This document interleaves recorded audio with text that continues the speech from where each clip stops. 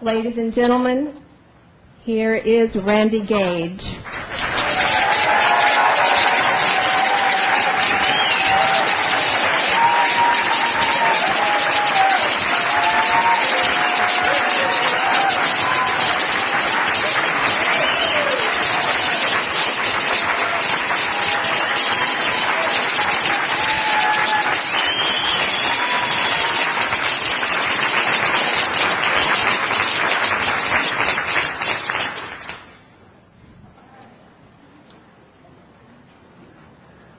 So we're coming up on the weekend, and let me tell you what's going to happen. It's going to start at Greenwich Mean Time, or whatever that is there on the International Dateline, at midnight, 1, 2, 3, and then around 5:30, 6:30 a.m. in the first time zones, it's going to happen. Alarm clocks going off, and then people are going to be hitting the snooze button, right? Saying, if I could just get 5 more minutes to sleep, 10 more minutes to sleep. So they'll be hitting the snooze button again. And then a little bit further it'll move on, and then it's in Auckland, New Zealand, and then it's over to Honolulu, and then it's over to Los Angeles and San Diego and Del Mar and all around here, and then Chicago and Miami and New York, and then it's going to hit over the Atlantic, and it's going to hit the UK, and it's just going to goes all around, right? And what people finding, they're going to, the snooze bar, they can't wait anymore. They're going to have to get up. They're going to get in the shower, take this shower really quick. They're going to grab breakfast, probably in a drive-through window somewhere, or maybe in a convenience store. They're going to buy some, or they're going to grab a donut. They're going to eat it in traffic while they're stuck in traffic, going to a job that we know that most of them don't like or actually hate. And you know what, it's just like here, look at the traffic outside here tonight. They told me in Auckland it's like that from 7 a.m. to 7 p.m. Miami, I wouldn't even think of getting on I-95 from 3:30 in the afternoon till 6 o'clock at night. Bogota down there, everywhere in the world you go, this traffic, this congestion. So all these people going into these jobs. Now what are they doing? They get to this job on Monday, right? Everybody looks forward to Monday, don't they? So they're in this job, and they're thinking, if I could just get through the day, if I could just... So they get through the day. What do? They go through a drive-through somewhere home, because that's the lament of mothers all across the world, does dinner in a bucket count, right? So they get some kind of dinner, go home, they have this thing, and then they sit in front of the idiot box, the whole family, sitting there rubbing the hair off the back of their head, probably half the guys drinking rancid fermented hops, watching the idiot box, till they pass out at night, remember, wake up, crawl into bed, and then Tuesday morning, it starts all over again, doesn't it? Into work, again, the job they don't like, extra hate, come home, watch the TV, Wednesday morning, thank goodness, it's hump day, Thursday morning, do the thing, finally get home, and then the next morning,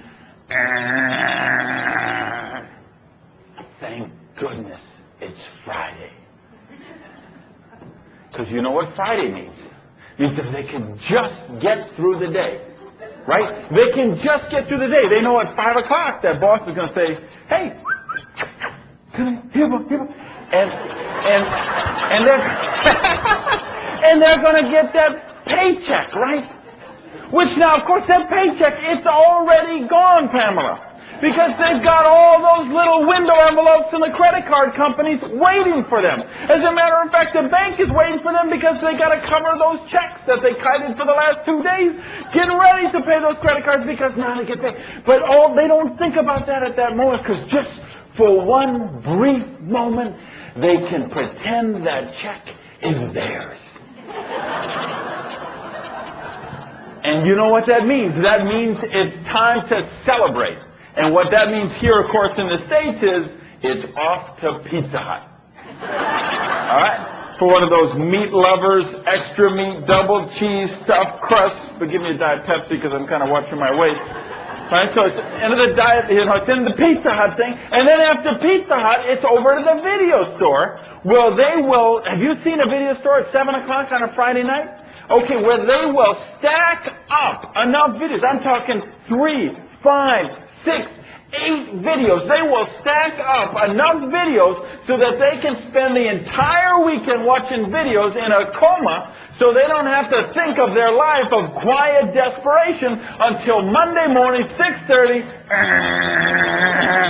when it starts all over again. The rat race. That's the reality for people out there. They're living in the rat race. Day after day after day after day, week after week after week after week, months turn into years and years turn into lifetimes, into lives of quiet desperation. Tonight we're going to talk about a way to get out of that quiet desperation, to get a life of financial independence, personal independence, true freedom, and more importantly perhaps, a life of meaning and purpose and contribution. Now, why is it, let's explore first, why so many people are in these lives of quiet desperation. I believe there's two causes to that. Cause number one, and this is for the vast majority of people, is because they're in a line of work where they simply do not make enough money. They're in a line of work that they don't enjoy. They're in a line of work without security. Here's the reality right now. The economic system in this world doesn't work. Now, we've got capitalism. Now, I'm the biggest advocate of capitalism there is, the free enterprise system. And we've got all these other failed experiments all around the globe. And you know what? None of them have worked. But somebody once said about the capitalism, it's the worst form of government in the world except for all the rest. And I think that's a pretty accurate description. And I've experienced this, as some of you know, I've introduced this business in Bulgaria, Slovenia, Croatia, Macedonia. So I've had the opportunity to go into places where they've had socialism for 40 years and been exposed to free enterprise for the very first time. And I've seen what happens when people get the opportunity to control their destiny.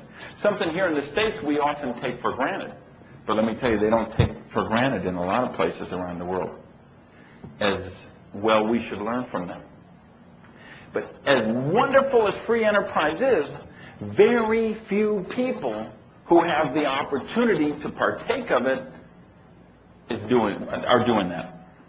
They're nibbling cheese in the rat race. Here's why I say this economic system doesn't work. If we take 100 people who graduate from college, can we go down just a little bit on the in-room level there, please? We go to 100 people who graduate from college, and we follow them through their career, through the 45-year plan, because that's what it is, okay? You get a job when you're about 20, you work for 45 years, and then you're supposed to retire and live your golden years on Social Security. What a wonderful concept, huh? Let's look at the reality. If we follow those 100 people, and this is by the government's own statistics, if we follow those 100 people for 45 years later and we check back on them, at the end of 45 years, Gina, of those 100, 96 will be dead or dead broke. 96 out of 100. Of the 4 left, 3 of them will be able to meet their needs without charity from their family, their church, the government. They will be self-sustaining. And by that, I do mean self-sustaining. Their idea of an exciting day in their golden years better be to get up and walk their poodle around the block, because that's about all they're going to have money to do. Because they can just they don't need charity, but they're just getting by. And of the 100, 1 will be wealthy. That's the real world equation in this system. We've got a university system that teaches you how to be an employee. We have high schools, primary schools, middle schools, even preschools. They will teach you how to be a worker drone in the collective. Y'all saw that movie, The Matrix? You know, the whole concept of that movie was that all this was just a computer-generated matrix. Nothing was real. Well, I'm here to tell you, that movie is more appropriate than you think.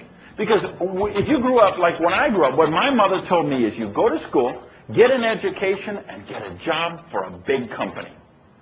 You'll be set for life. And that was, I think, if you grew up in my era, that's what you were told. Go to school, get an education. And it's funny, the 2 companies she always picked out She said, get a job for General Motors or IBM. Because you'll have a job for life. Because remember, in those days, IBM, they were proud of the fact they had never laid off anybody. Well, there was an article in the Marin Independent Journal. Here's what happened in a 3-year period. IBM reduced its workforce by 122,000 people. AT&T, 83,000. GM, 74,000. The Postal Service, 55,000. Sears, 50,000. GTE, 17,000. Baxter International, 16,000. Bank of America, Amoco, 12,000 each. Paul Zane Pilzer, who's a Nobel Prize-winning economist, says that we are losing 500,000 jobs a year due to technology. Jobs that will never be replaced. And this is, I've been listening to the trend, the surveys at the end of the year, like Challenger, Gray, and Christmas, which is a big consulting firm on employment. They were given the figures last year. How many jobs disappeared? It was like 500,000 and change. So Pilzer was really right on that. Let me tell you what I think happens as we leave the millennium. That number gets higher, not lower. Because of the internet, because of how fast the world is changing, it'll probably, and so many things becoming automated. Instead of losing 500,000 jobs a year, we'll start losing 700,000 a year, 800,000, 1 million jobs a year will probably be disappearing, never to be replaced.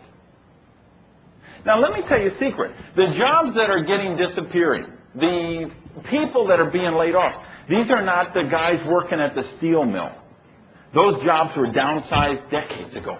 These are not the people working at the shoe factories. Those jobs were downsized, sent overseas decades ago, too. Let me tell you who's getting downsized today. Supervisors, managers, mid-level executives. Now, here's what the government tells us. The government tells us the economy is doing great. Thousands of new jobs were created.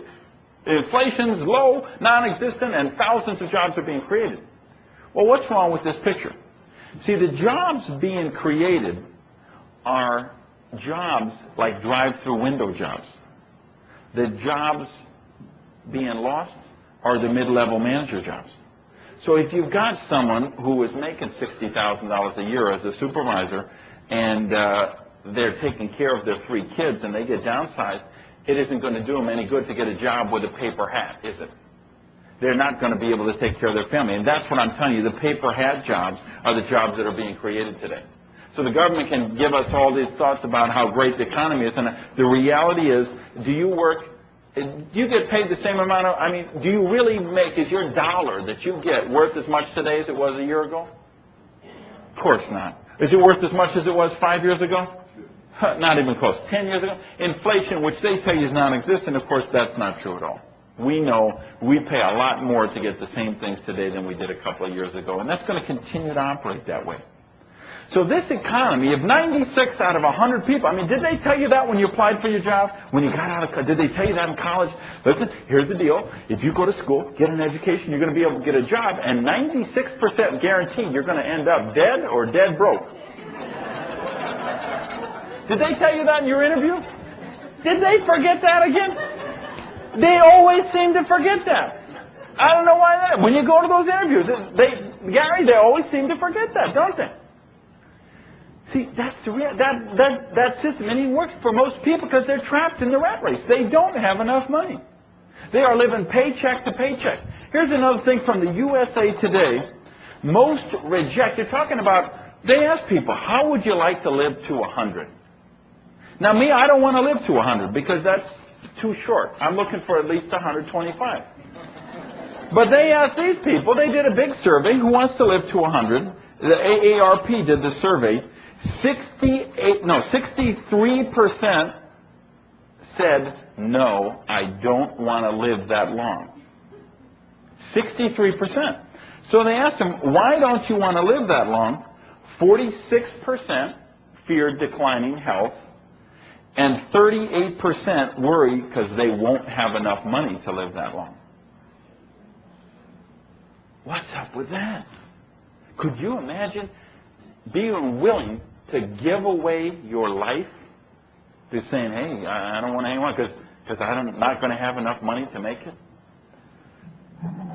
that economy is broken. Doesn't work. That's cause number one. Let me tell you what's cause number two of all these people who are regretting the fact that their alarm clocks are going off. Now, first of all, I mean, think about this. Is that the dumbest invention you ever heard of in your life? An alarm clock? I mean, think about it. It's got to be the most unnecessary, stupid, idiotic invention ever done. Do you know when you're supposed to wake up, Debbie? When you finish sleeping.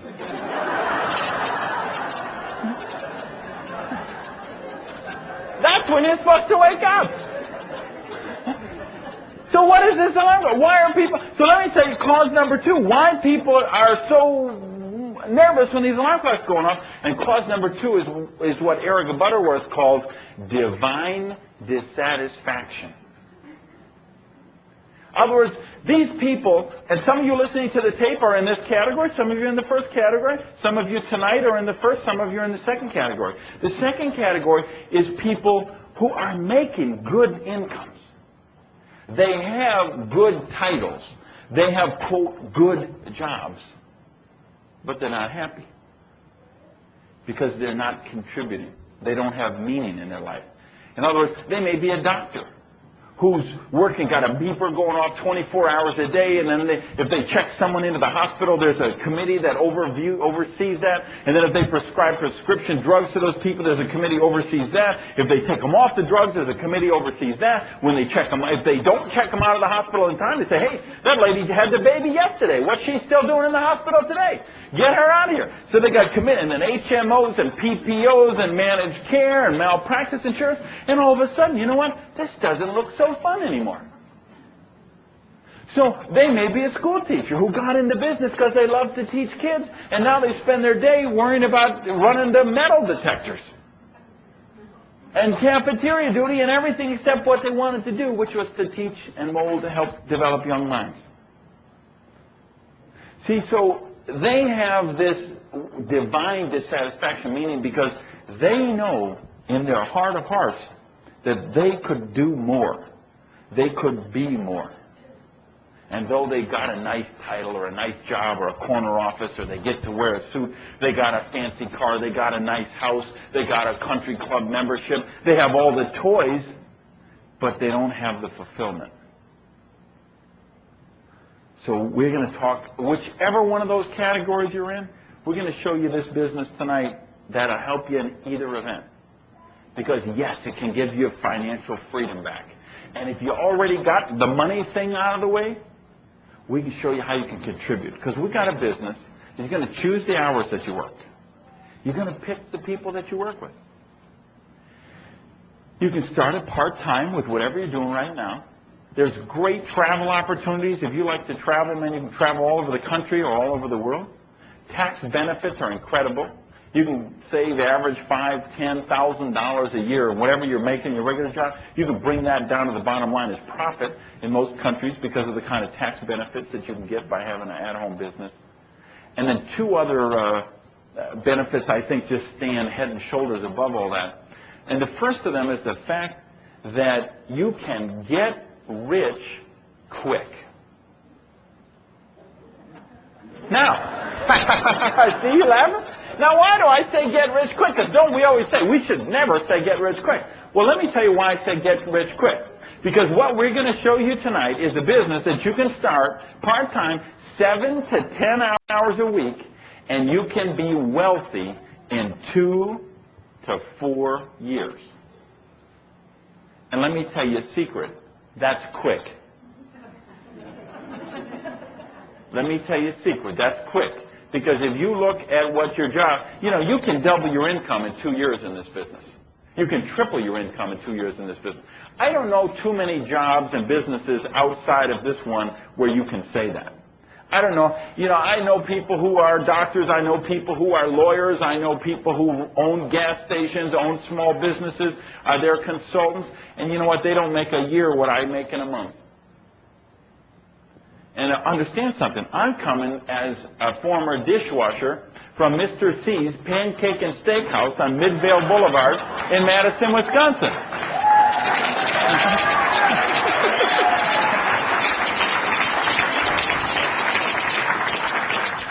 The other relevant factor is I'm a high school dropout. And I say dropout, now that wasn't voluntary. I was invited to leave, you understand? And even when I was there, I was in the half of the class that made the top half possible, if you know what I mean. Okay? So it's not like, yet I became a multimillionaire. Okay? My dreams came true.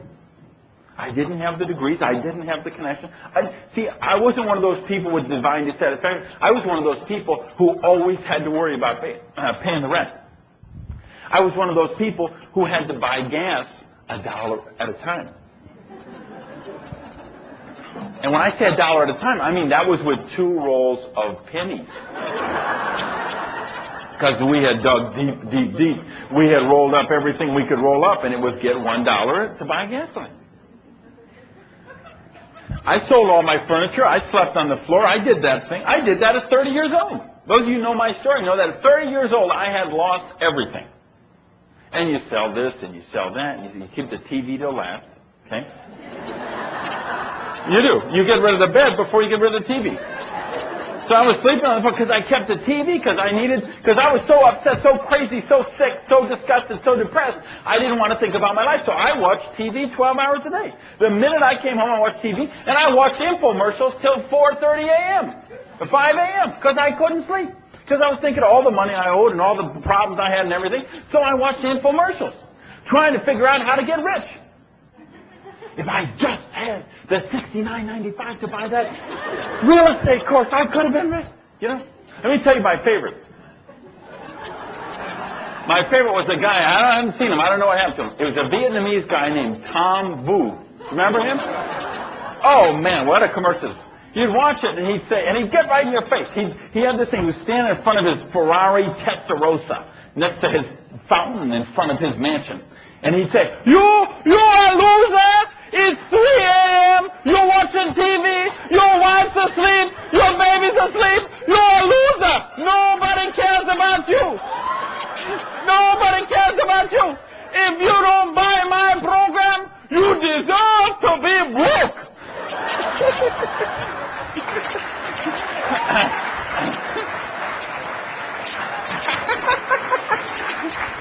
And then he'd jump in that Ferrari and he'd peel off, spinning the rubber tires on it. I'd be like, oh man, if I just had that $199, if I just, it's so great.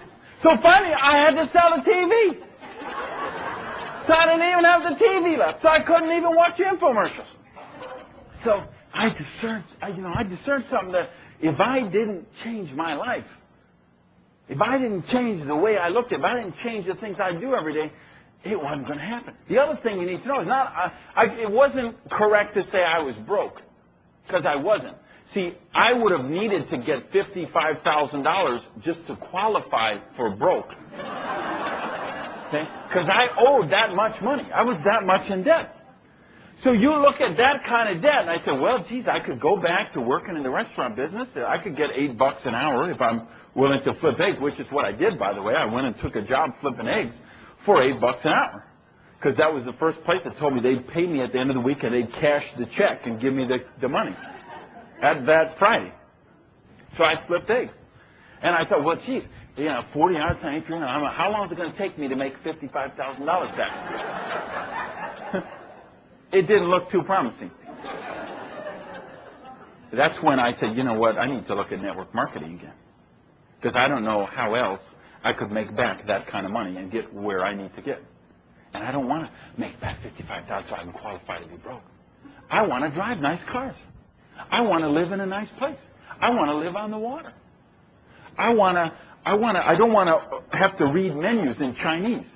Where you got to read from the right to the left, because kind of a joke here. See, the price is on the right. Okay. Some of these are like joke grenades. I'll pull the pin first and you'll get a few seconds later. See, I don't want to live like that anymore. I wanted to, and I want to contribute. If people give money such a bad rap, people think you hear money is evil, money, they just care about money. Let me tell you my take on all this. My take on all this is that money is wonderful. That money is God in action. That you build churches with money. You help people with money. You get your self-respect with money because you're able to earn your living and take care of your family. You don't have to be laying awake at 3 at night watching some idiotic infomercial wondering how you're going to get enough money to pay the rent this month. You know, I did that thing. I don't want to do that again. When I lost everything, one of the things I did is I began a study of prosperity and wealthy people. And when I say prosperity, I mean in every sense of the word. I look for people who were healthy, happy, had good relationships, drove nice cars, wore nice clothes, lived in beautiful homes, went on vacations, you know, to real places. You know, like when I grew up, I told you I was raised in Madison, Wisconsin. You know, I had a single mother who raised 3 kids by herself. And let me tell you, for vacation every year, we could go anywhere we wanted as long as it was Wisconsin Dells. You know, I see people like that in Miami. Same thing. They can go anywhere they want as long as it's south of Disney World. Year after year after year. Well, you know, I know kids, they went to Paris. They went to Africa. They went to places like that. I never even, you know, dreamed of going to places like that in those days. But now, at 30 years old, when I really looked at my life again, I said, you know, there's more than this. I want to be a part of this. And I got into network marketing. So, one of these things we can do is we can help. We have this unlimited income potential. And this is when I say talk about benefits of the business, one of the biggest ones is the fact that we have this unlimited income potential. And the second thing we get that you don't find anywhere else is the ability to become successful while you're helping other people reach success. And let me tell you, you know, Shirley was kind enough to say I'm her mentor. And I have people, Dan and Nance and Dix, and people who say, yeah, thanks, Randy. I got this out of your book, or I got that out of your tape album. People that I sponsored into the business. People I sponsored into the business 8 years ago that I hear from. I don't hear from for years, and then I hear from that they broke through. People who started out in a basement on welfare, raising their kids, who make $30,000 a month now. And you know what? $30,000 a month, that's wonderful. And I'm really happy for my friend who makes this $30,000 a month, but even more happy I am for the self-respect it gave her because she refused to be a victim. She said, hey, I've been dealt a bad hand, but I'm not going to accept the bad hand. And she went out and she built the business, and she set that example for her kids. And they're going to grow up knowing how proud they should be of their mother because of what she's accomplished. That's what we do in this business. We give people their freedom back. We give them their self-respect back. Most encompassing of all that, we give people their dreams back. Here's what I know about dreams. I know, for those of you who know my story, know I had a lot of problems as a kid. I was in a jail cell at 15 years old. And I got out of that jail cell and became a contributing member of this planet because of a teacher who came to see me and said, you know, you're better than this. I see big things for you. I know what you could accomplish. And nobody had ever told me that. My whole life, nobody had ever said anything like that to me. You know what they said to me? You know what I heard 1,000 times, if I heard it once, was, how could somebody so smart be so stupid? If I heard that once, I heard it 1,000 or 10,000 times. That's all I... So here's this one guy who never even knew me, a parent of a girl I went to school with, who pulled my file, looked at me, came in and said, no, you're capable of so much more. I see great things from you. That was the first person who turned my life around. The second person was the one who sponsored me into network marketing, who I dedicated my book to, who showed me this bigger vision. Got me reading books like The Magic of Thinking Big, The Power of Positive Thinking, Think and Grow Rich. And I started to feed my mind. And you know what? It opened up this whole big window of what was possible. It wasn't that the dream became, instead of how to make $300 a week to go to $350 a week, the dream became, why not $3,500 a week? And then when it got there, the dream became, why not $35,000 a week? Now understand, nobody in my family had ever made half that much in an entire year. My kid sister was the first person in my family who ever went to college. We didn't think that way in my family. The person who brought me into this business, they introduced me to materials that got me thinking that way. We get stuck in our rut, so complacent, so in the box, we just don't even look outside. Well, so I told you, I started in a jail cell. One of the things I do now is I go and talk to kids in jail, in foster homes, schools, places like that. You know, I've got some very dear friends up in Oregon who run a foster home. They've had about 350 foster kids over the course of the years. Wonderful, just angels, these people. And these kids are the forgotten kids of society. They're incest victims. Their parents blew each other away. Their parents are in crack houses. They were homeless on the street. The kids no one else will adopt, or they come to their foster house. So every time I get up in the Northwest, I always try and go take the kids to dinner, do stuff. I send some of them to martial arts training and things like that, trying to get them plugged into stuff. And you know what I find? These kids who have, and I mean, I was there, the last time I was there, they had brothers who had been incested by their mother and then taken to a crack house and sold.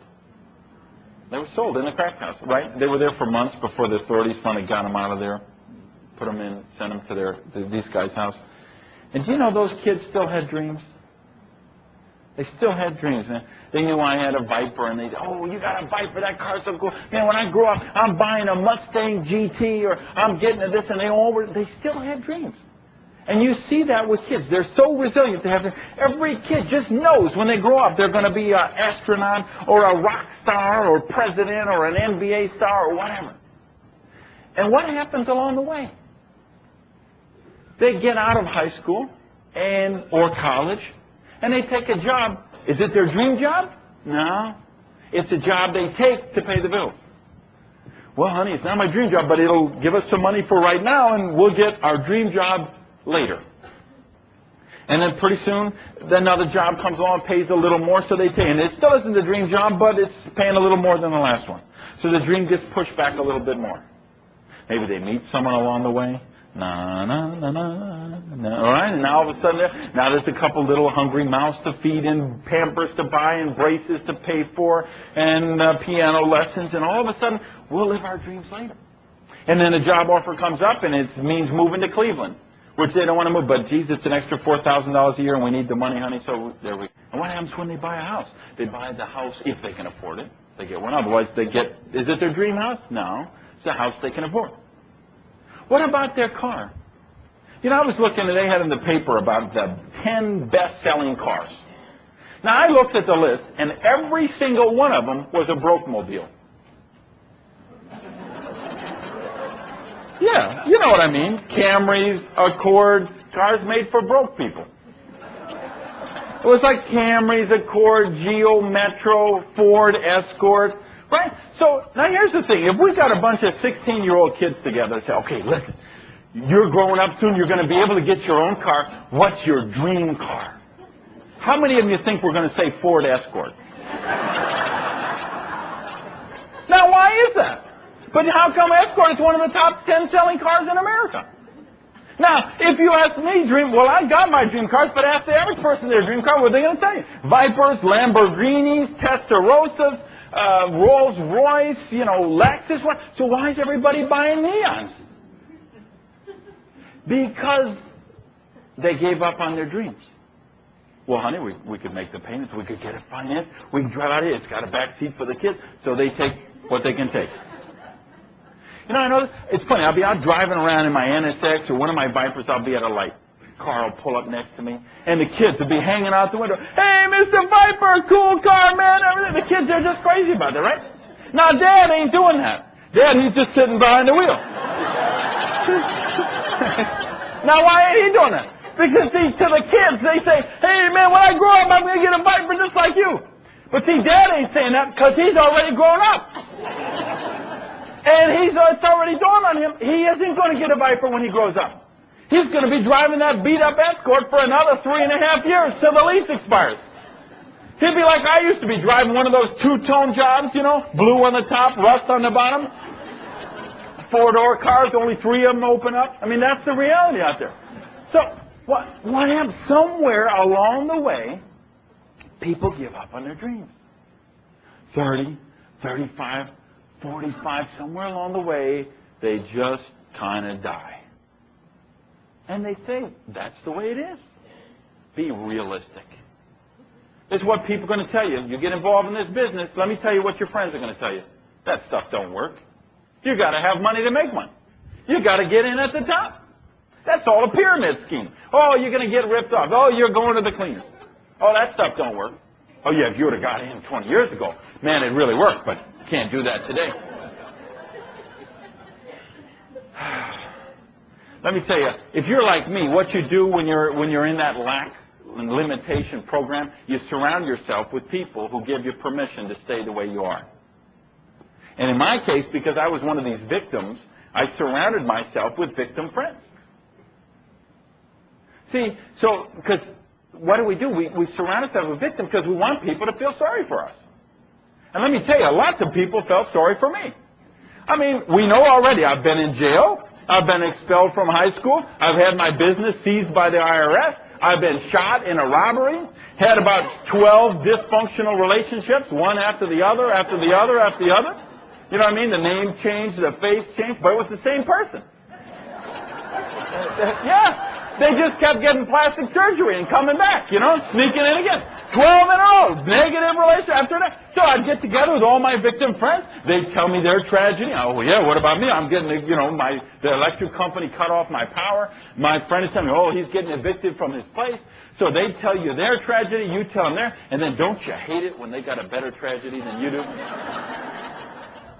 I mean, nothing makes you madder, right? So then, when they'd have a better tragedy than me, I'd have to go out and manifest a worse tragedy, right?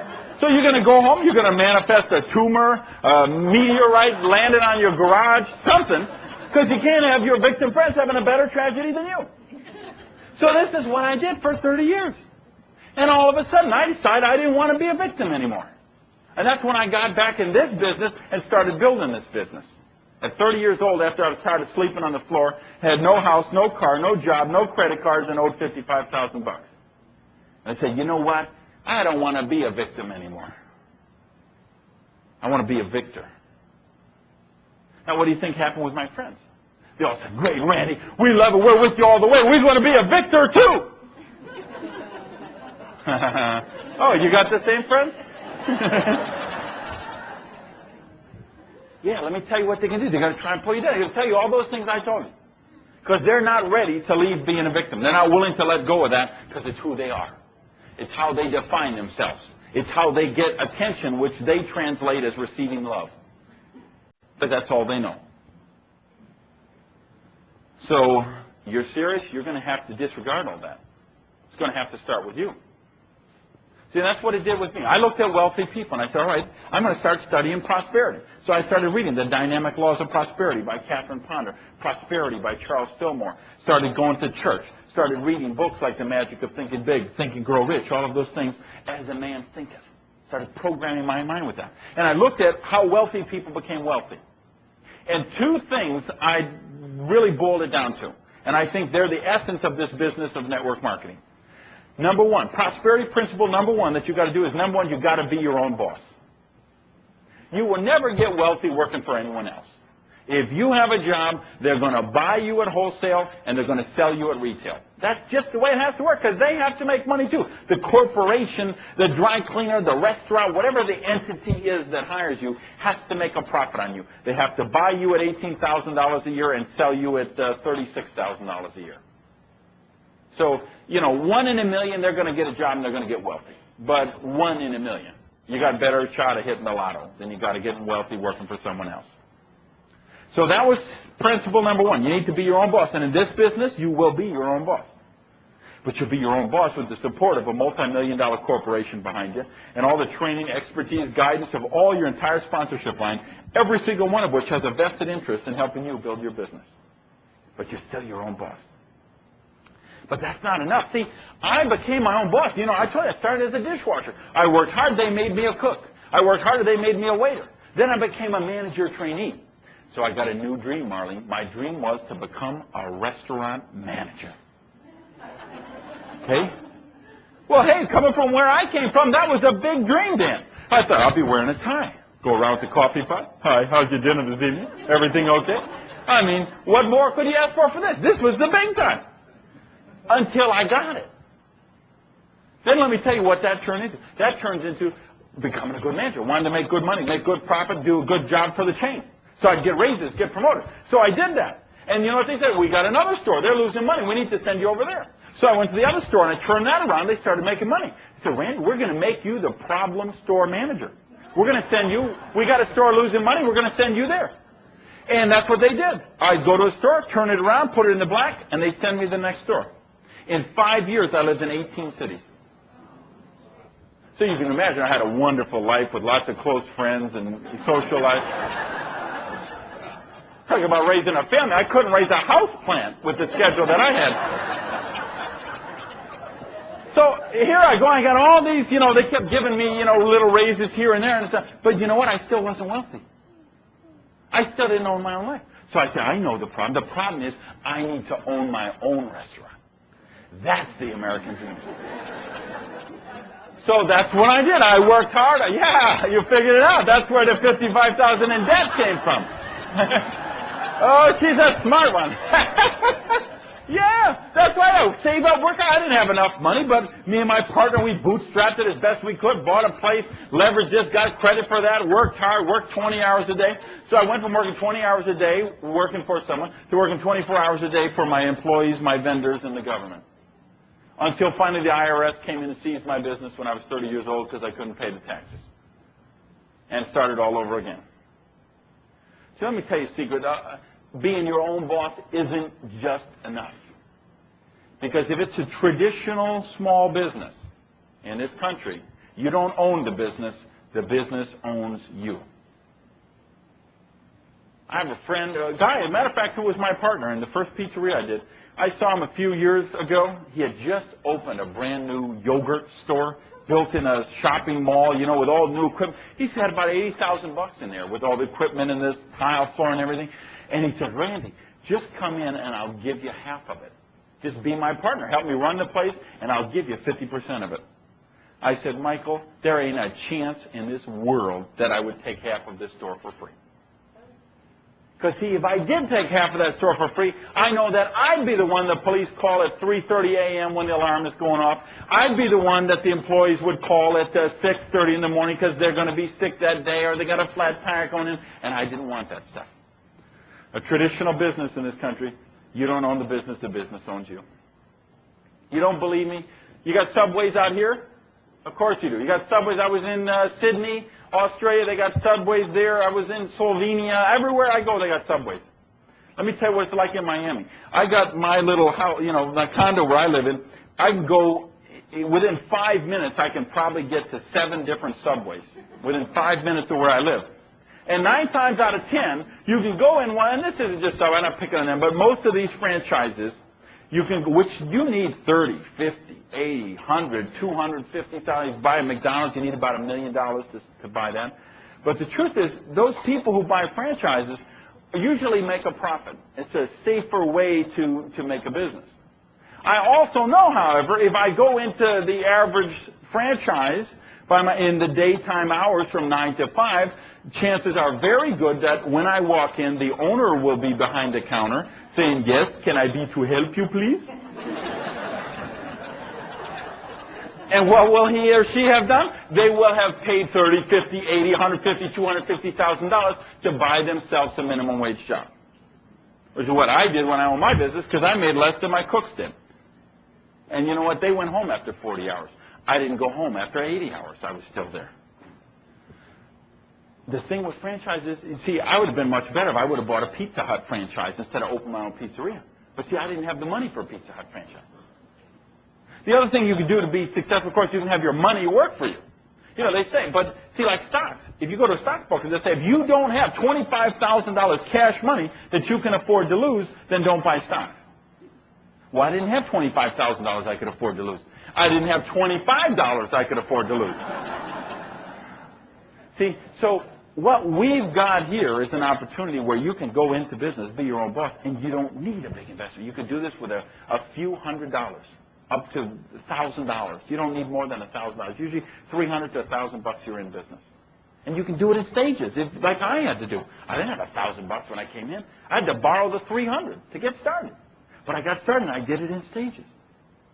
So that's prosperity principle number one. And prosperity principle number two, and this is big, is you've got to put the concept of leverage to work for you.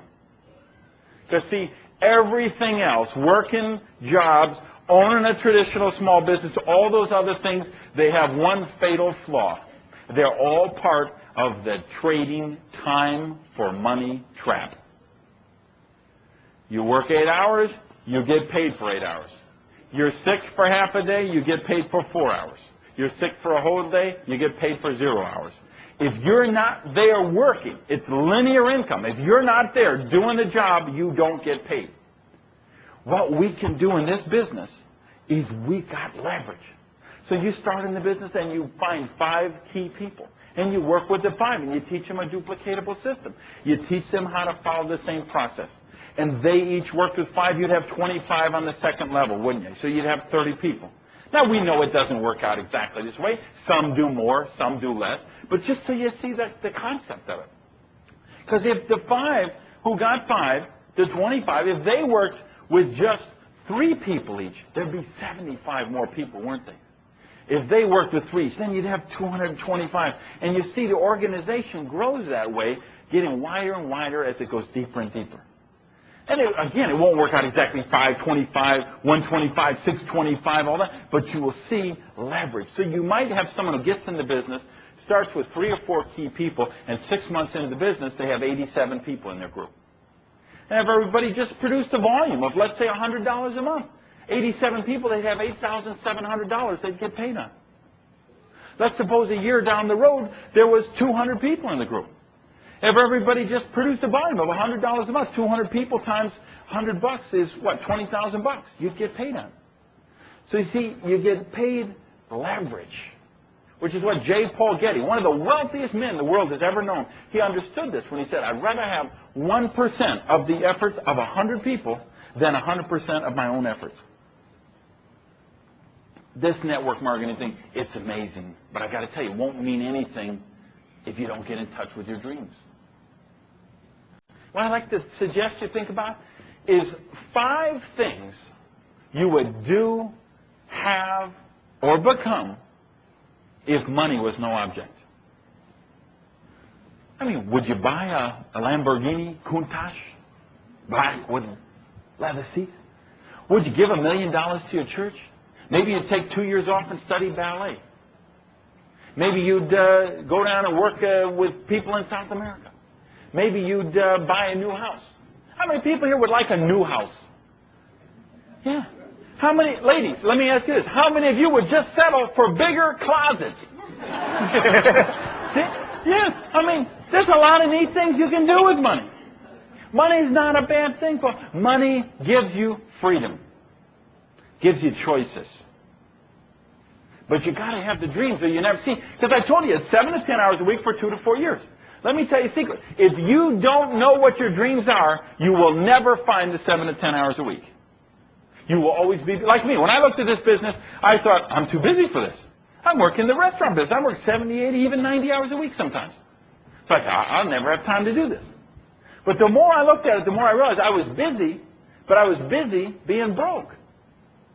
All those years I worked in restaurants, even when I owned restaurants, even when I managed restaurants, you know what? I never could buy a new car. Never had a new car until I was in my 30s. And I could never afford to pay my taxes. I used to have to borrow money to pay my taxes every year.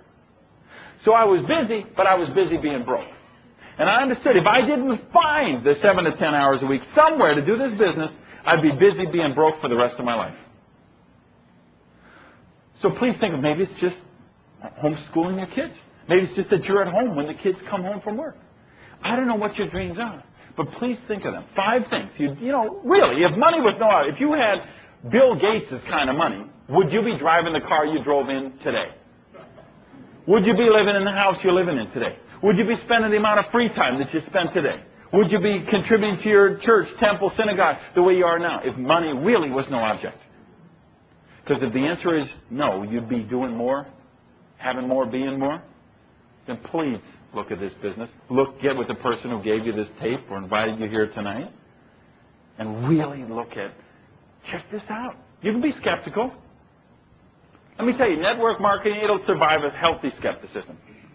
This business is now an $80 billion a year annual plus business. Over $80 billion a year right now. Practiced in almost 100 countries and territories around the world. Success Magazine called it the most powerful way to reach consumers. It's got positive profiles and articles in the New York Times in the last couple of years, the Wall Street Journal, Fortune, Forbes, Success Magazine. See, because this is a distribution revolution. We're going to talk about that in just a sec, what we're doing and the trends that are taking place here. But you got to know that this is the real deal. You say, well, I've heard about pyramids and chain letters. Let me tell you something. Yeah, there were pyramids and chain letters. And you know what? As long as there are people looking for something for nothing, there'll always be pyramids and chain letters. But that's not what this business is about. This business is about a new mode of distribution. About cutting out all the wasted parasites who normally handle the distribution process, putting the consumer in charge here, and letting the money go to the people who are actually doing the work. It's a whole new paradigm in business and personal development. I mean, think how it used to be. Because I want to talk about trends, because we know the way to become wealthy, I mean really wealthy, not little money, I'm not even millionaires, I'm talking about billionaires, is to capitalize on trends. Industrial revolution, agricultural revolution. People who foresaw these things became very wealthy. I mean, look at all the old money in this country. Chrysler, Carnegie, Ford, all those people, they made their money in the Industrial Revolution businesses. See, they saw this trend. Well, what are the trends going on right now? At-home businesses, one of the biggest trends in the world. Every 10 seconds, somebody opens a home-based business. 10 seconds. Every single 10 seconds. Do you know how many home-based businesses open since we've been talking just here today? Do you have any idea? Every 10 seconds.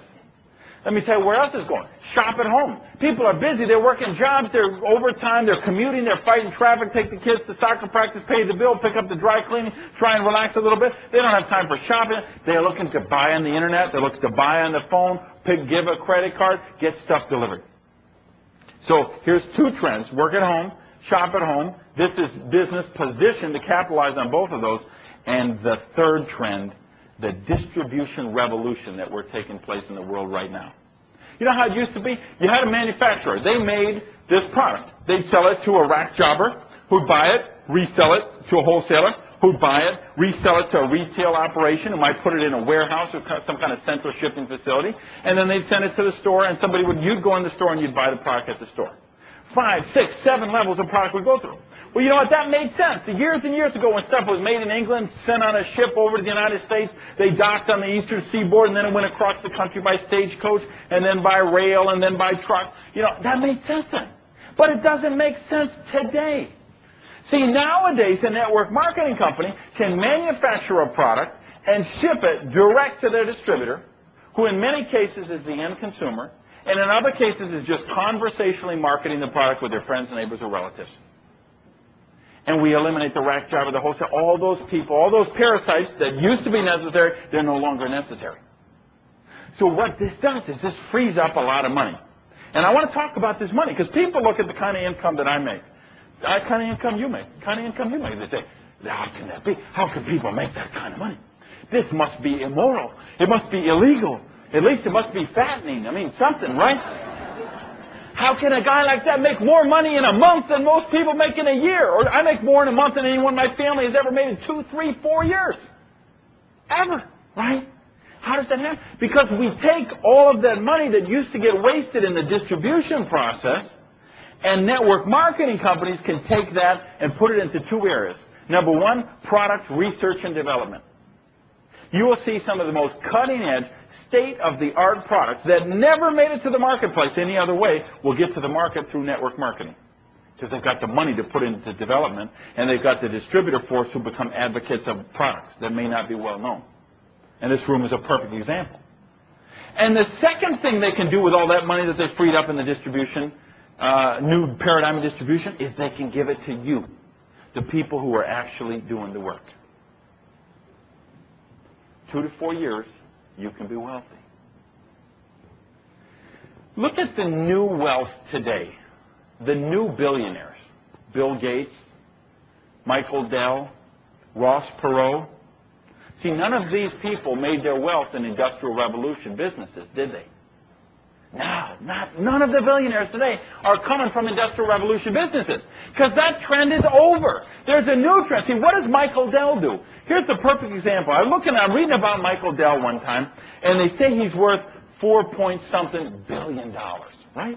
$4 billion. 8 months later, I'm reading the Forbes richest 500, right? The guy's worth $10 billion, Jane.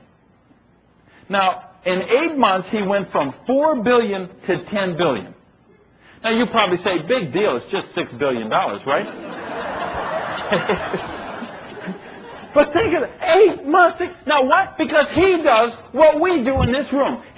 What's their motto? Be direct. He has a product, people pick up the phone, dial an 800 number, order a computer, or they get online, www, get on Dell, they order a computer, and 2 days later or 1 day later, FedEx is there. See, that old model of distribution, it made sense 100 years ago. But see, 100 years ago, they didn't have fax lines, they didn't have toll-free phone lines, they didn't have credit cards, they didn't have the Internet. We've got all those things today. The Internet is revolutionizing the world. It's not the opportunity of a lifetime. It's the opportunity of 100 lifetimes. Let me tell you something about the Internet. The Internet is bigger than the Industrial Revolution, the Agricultural Revolution, the wheel, the telephone, the satellite, the television, all rolled into one. The Internet is going to change your life more than all of those things combined. Entire industries, like stockbrokers, travel agencies, they're going to disappear, or they're going to have to completely reconfigure everything that they do. Branding will completely be revolutionized. The Internet makes the entire world a tiny little village. And it allows the consumer to control what he or she gets and get it right away. And network marketing is one of the pioneers in the Internet, we've already built this distribution model to begin with. The Internet is just the technology that we're using to make it easier to get the product or service to the end person. And you're going to see over the next couple of years it's going to get more and more and more entwined in that. My friends, if you want to really be wealthy, you've got to watch the trends. You've got to capitalize on them. There's no bigger trend than what's going on right now, this distribution revolution. That's why those department stores are in bankruptcies. That's why you see those mega warehouses, even those, everything in retail has changed. The whole buying distribution process has changed because of this revolution. $80 billion a year industry, 100 countries going in. I'm telling you, network marketing is the field to be in. You want to ride the trends, you want to become wealthy, and you want to do it in the right way. Helping people, pick the hours, choose the people you work with. We got it all here. But let's go back to what you got to do to make it happen. Because see, those of you know, I'm here tonight even though I retired. You all know that I was that guy who was that dishwasher in that pancake house who became a multimillionaire. And I'm very blessed for that. Every day I wake up, I thank God for all the wonderful benefits I got. But let me tell you why I kept building, and let me tell you why I'm here tonight talking to you guys and putting these words on tape. Because you get to a point in your life where you want to move from money to meaning. From receiving to contribution. To pay back what you've been blessed with. Now, I've been blessed in incredible ways. I live in the house of my dreams. I drive my dream sports cars. I have wonderful people in my life. I'm on the water. I wake up every morning when I finish sleeping. I watch the sailboats bobbing in the bay. I get my herbal tea. I kind of ease into my day. I don't have any place I have to go, anything I have to do. I've got the lifestyle of my dreams. I've been very, very blessed. I also understand that with that, all those blessings, comes responsibility. We got to pay back. We got to share what we know. What I know is network marketing is the only thing that was going to take that guy from the pancake house on Midvale Boulevard and put me where I am today. Wasn't going to happen in the restaurant business. Wasn't going to happen in the hairstyling business. It wasn't going to happen in the magazine business. IBM, AT&T, they weren't recruiting me, okay? They weren't calling me, offering me executive vice president jobs with corner offices and stock options. It wasn't happening. Only way I got where I am is because of this business we're talking about here tonight. And what kept me in that business years after I got money was people like David and Roberta, who up the highway from me about an hour and 15 minutes. I used to have to drive. I wait till rush hour was almost over, but there's still a little rush because I had to leave early enough to be at their house to do meetings. Now, why did I do that when I don't have to? I did that because here were two people with 4 kids. He was an engineer making a horrible income, trying to raise 4 kids with that, but they had a dream. See, I would go anywhere for someone with a dream. My friend in Arizona, who was the single mother with the kids in the basement, who got her life back, got her freedom back. I got Jeannie and Will in Nashville, and I've got people in every state of the country that are building their dreams. Just like you guys here tonight.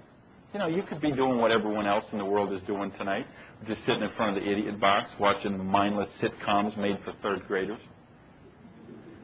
Sitting in a bar, drinking somewhere, you know, out in nightclubs. You know, this is what most people are doing tonight. You came here tonight, or you're listening to this tape because you said, hey, I want more out of life, or I've got that divine dissatisfaction. So do me a favor, please think back. If you doubled or tripled the income you're making right now, if you quadrupled it, and people do that routinely in this business, could you buy any of those 5 things that you do have or become if money was no object? Do me a favor, please. I want you to get with the person who invited you here tonight, or I want you to get with the person who gave you this tape. And let them take you to some kind of function, some kind of get-together, some place where people get together, and they can tell you about their company, and they can tell you about their products, and how you can take those products and put them into this distribution revolution and capitalize on all these trends we're talking about here tonight. You've got to check out. You can't, you know, there's nothing here you can buy tonight. There's nothing you can sign tonight. It isn't about that. I'm only here to say, hey, please, wake up. Get out of the rat race. Stop nibbling cheese. Stop listening to your deadbeat victim friends. Stop listening to the media, the TV, the radio, the newspaper will tell you all the reasons why you can't make it and how you ought to stick with that 45-year plan, that life of quiet desperation. I escaped the matrix. Yeah, I got out. And there's people, some of you all listening, you need to get out of that rat race. And others, like I say, you've got a great job. You're winning the rat race, but you're living like a rat. And you want to get out of there. This business can give you that opportunity. If I could tell you just one thing, it would be, please remember when you were the age of those kids that we talked about. And what were the dreams that you had then? Are you willing, really willing, to go back and give those dreams life again?